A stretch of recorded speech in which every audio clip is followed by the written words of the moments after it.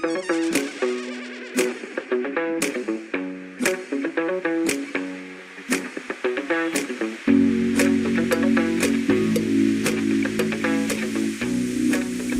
day, my friends. Let's learn something new today.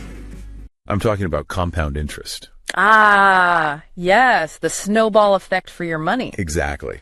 We've got all sorts of great source material lined up, definitions, formulas, real-life examples. Even some practice problems so you can really get your hands dirty. Our mission, to figure out not just how compound interest works, but why it's such a powerful force when it comes to your finances. It's often called the eighth wonder of the world for a reason. All right, let's dive in. First up, what exactly is compound interest? Our sources define it as earning interest on both your principal. That's the initial amount of money. Right. And on any interest you've already earned. So it's not just earning interest once it's earning interest on your interest. Like a snowball rolling down a hill, getting bigger and bigger. Imagine a penny doubling every day for a month. Wow. You'd end up with millions. Now, our sources also provided us with the formula for compound interest. And I'll be honest, it looks a little intimidating at first. Oh, yeah. It's got letters and exponents and all sorts of stuff. AP, 1 plus R and N. But don't worry, we're going to break it down step by step. Let's start with A. That represents the final amount you end up with after all the compounding magic happens. And P is the principal. Exactly the starting point of your money journey. Got it. Then we have R, which stands for the annual interest rate. That's how quickly your money is growing expressed as a percentage. So like 5% or 10%. Exactly. Now, N represents the compounding frequency, how many times per year that interest is calculated and added to your principal. So it could be compounded monthly, quarterly, even daily? And the more frequently it's compounded, the faster your money grows. Because you're earning interest on a bigger and bigger amount each time. And finally, we have an up there in the exponent. Yeah. That represents time. Time. The longer your money is invested in compounding, the more dramatic the results. That little and is where the snowball really starts to gain momentum. Makes a huge difference. Now let's get out of the theoretical and into the real world. How does compound interest play out in our everyday lives? Well, our sources talk about savings accounts, investments, mortgages, even credit cards. So it can work both for you and against you. Exactly. For savings and investments, compound interest is your best friend. It's all about starting early, even if it's with small amounts. Think about the rule of 72. What's that? It's a quick way to estimate how long it takes for your investment to double.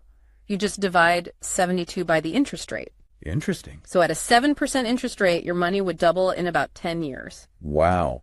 And the longer you let it compound, the more those doubles add up. It's like a chain reaction of growth. You mentioned mortgages and credit cards. Yeah. How does compound interest work there? Well, with mortgages, even a tiny difference in interest rates can mean thousands of dollars over the life of the loan. You're kidding. I wish I was.